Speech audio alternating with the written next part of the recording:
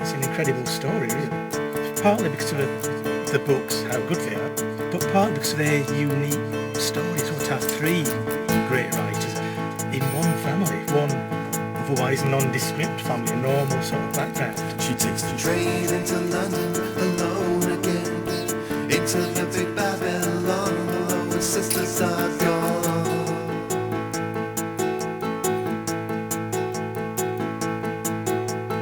Dreaming of happiness, she knows it'll come, but what good is happiness if you can't share it with anyone?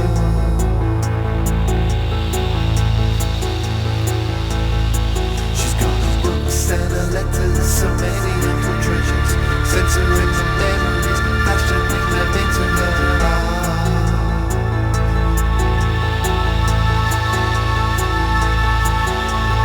Riding through the night, through failing eyesight, another simple story by candlelight. If she can get a passage with her voices and a bed, catch them in the crossing, she can make it back to Brussels again. It's a tale of triumph and tragedy, isn't it? As good as any novel really.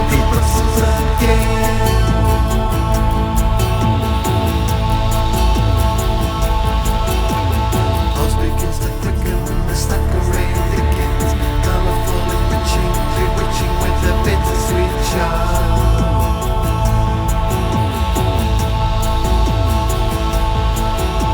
There's not a sprig of heather nor a change in the weather that doesn't bring a memory of Emily back to her heart.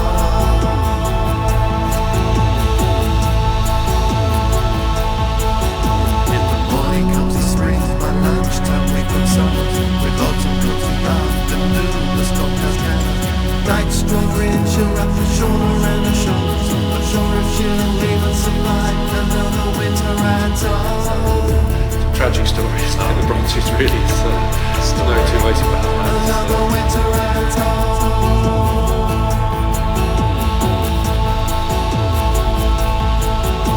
The wind and rain won't let her rest, sobbing over heathen hill, crystal tombstones dripping wet.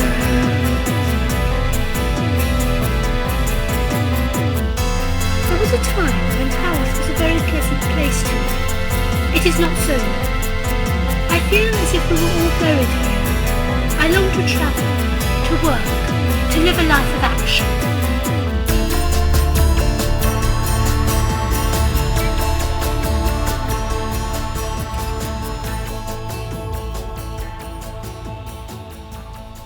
So that sense of the inner life as a self-contained and satisfying, though often painful situation, does, I think, in Emily's case, come out of her romantic reading. She had a very, very complex, very, I think, rewarding inner life.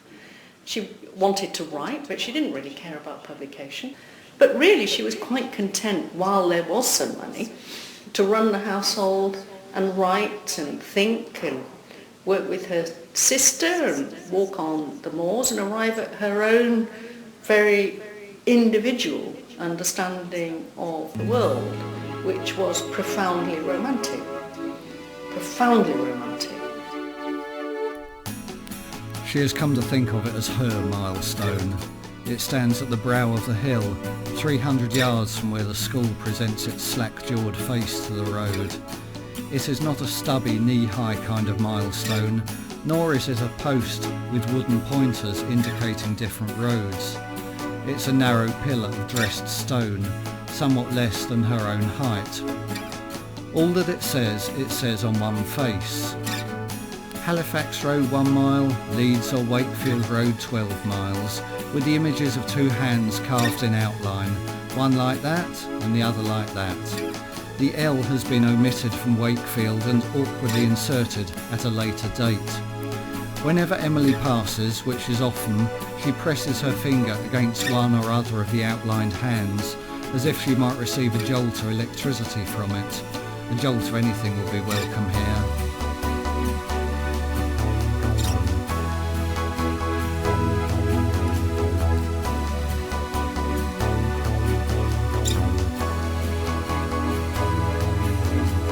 In the classroom, she feels as though she is a herdswoman. Her pupils are tradesmen's daughters who gaze at her with the insolence of young cattle.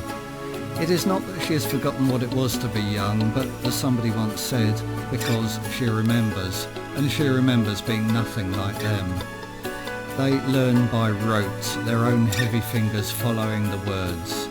When they chant that the sun is the fountain of light and heat, the parent of the seasons and the cause of day and night, it's without sufficient interest to consider the meaning of the words, and she, for her part, cannot conjure up the interest to explain. Its diameter is 890,000 miles and its distance from the Earth is 95 million miles. It is the centre of the system around which the planetary worlds revolve. Later she stands with her finger against the milestone and wonders whether this, in fact, is the centre of the planetary system, or rather whether she herself is the centre. But if so, why does she feel so far from home? Their lives here in this home, their descriptions of indoor spaces in the books, but also their experience of walking and being outside. It's a true pilgrimage. Yes, it is, and that sense when they discover too that this isn't just a building that the family lived in, but these are the chairs and the tables and the writing slopes and the spectacles, and all of that wealth is here, and you can see some very tearful. Yeah. I think they like walking through the front door. Obviously it's where they came through, and they come in and they see, and then they kind of feel like they've walked into their life. Echoes of the past in all the artifacts, the furniture cast shadows on the walls, sending shivers down your spine once more, following the footsteps of the sisters through the garden gate, a kettle boiling on the hearth, a life once lived so quietly sedate.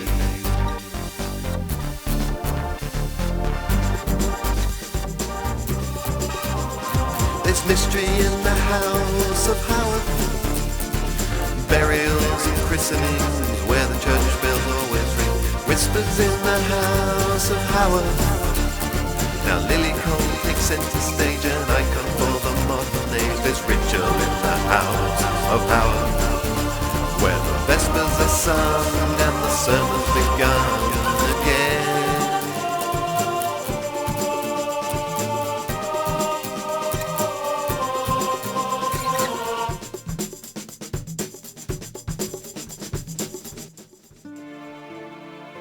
I mean, almost everything you can conceive of to do with the Brontës has been done. It really has. Yeah. There's graphic novels. There's a book called Wuthering Bite, which is a kind of vampire version of the story. Cliff Richard's played in Heathcliff in a theatre musical. Everything you can think of. I think possibly to sort of give Charlotte the benefit of the doubt, I think perhaps she felt that some of the things that Emily and Anne had written would just be considered beyond the pale by the reading public. Had she continued to write through motherhood, I think it would have been really amazing for British literary history if we'd had an iconic female writer who was also a mother, because that's quite rare when you think of, our most iconic female writers tend to have been childless. I must reread Wuthering Heights again, because I've slightly fallen out of love with it at the moment. I think that's all part of the journey. You have to come back to the fold later on. Yeah, so the whole mythology that surrounds the Brontë is really this idea that there were these weird sisters in the middle of nowhere creating these genius texts. Really began with Charlotte. I think they're three very different authors. I think what often happens is the Brontës are discussed as a thing, as a collective. I was talking to Anne Brontë. I wasn't talking to Anne Brontë. I talked to Anne Dinsdale, the chief curator, and she said to me, they know that there are people in Haworth and this surrounding area who have Brontë items still. that have been passed down in their family from the 19th century. They were who they were because of when they were born and their family circumstances.